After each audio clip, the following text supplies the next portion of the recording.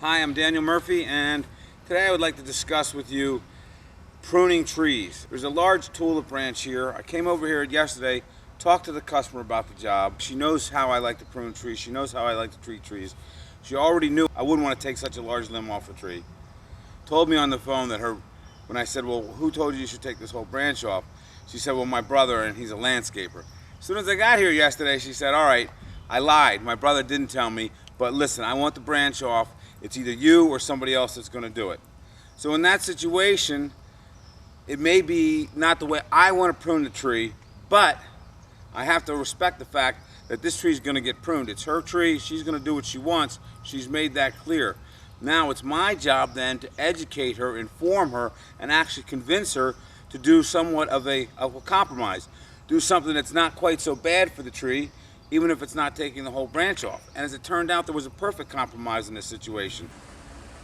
That's the limb in question. It actually looks from the video angle, this is very, very tall, but it's not. It's right over the garage. And the customer wanted the entire limb removed.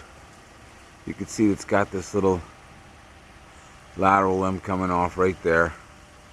And I convinced her that rather than taking it all the way back off at the trunk, if we leave that lateral, that's on the north side of her garden area, so she still can get plenty of sun on the garden.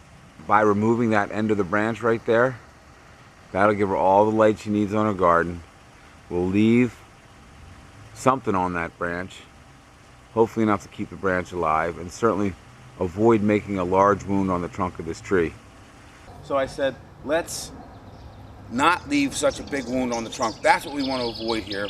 And as a matter of fact, not only are we not going to leave a wound on the trunk, we're not even going to target prune right outside the limb we're going to use.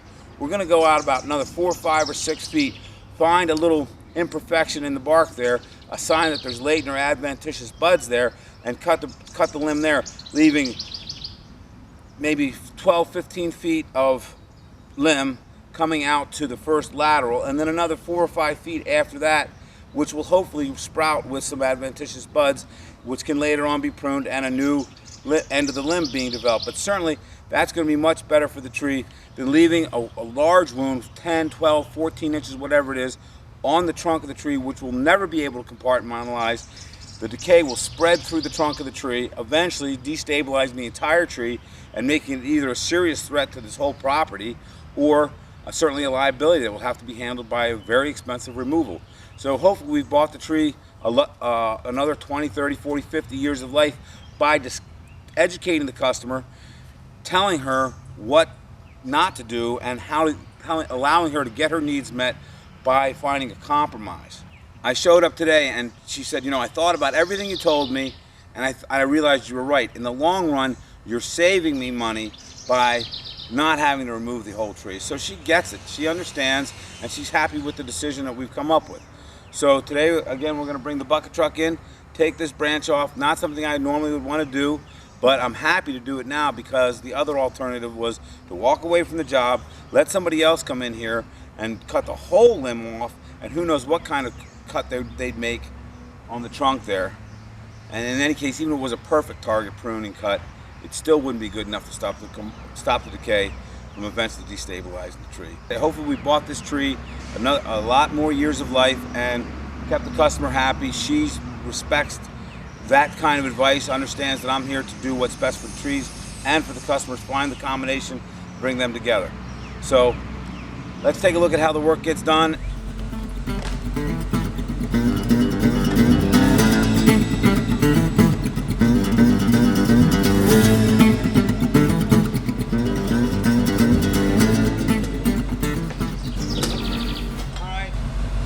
Shackle back over here on the timber hitch, and then my initial lowering point is going to be here. This spreads the weight out a little bit, doesn't make it quite so heavy right on this section of the limb.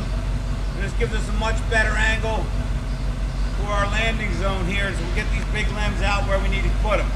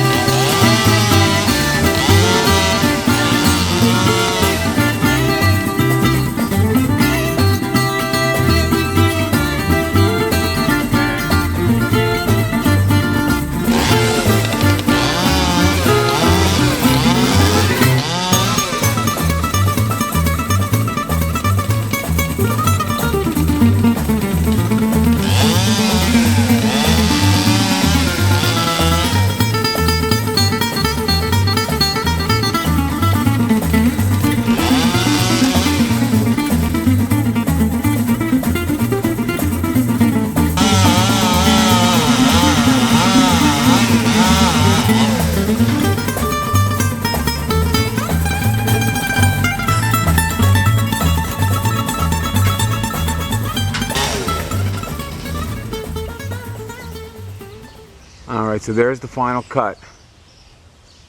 The pan back here, you can see there's the lateral that we left right there, and a little sprout there, and then the main branch going all the way back to the trunk there.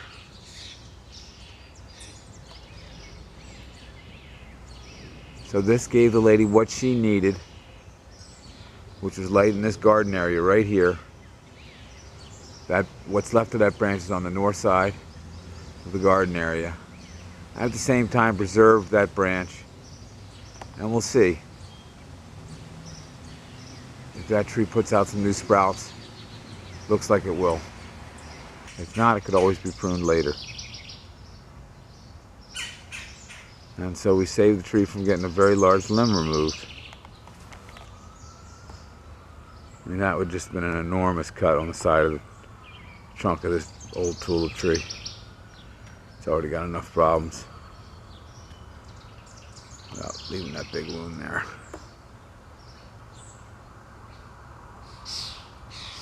Well, that was my solution. It worked out well for everybody. And I ended up charging lady almost as much as the guy was going to charge to take the whole branch off. And she still was happy because I gave her the good advice.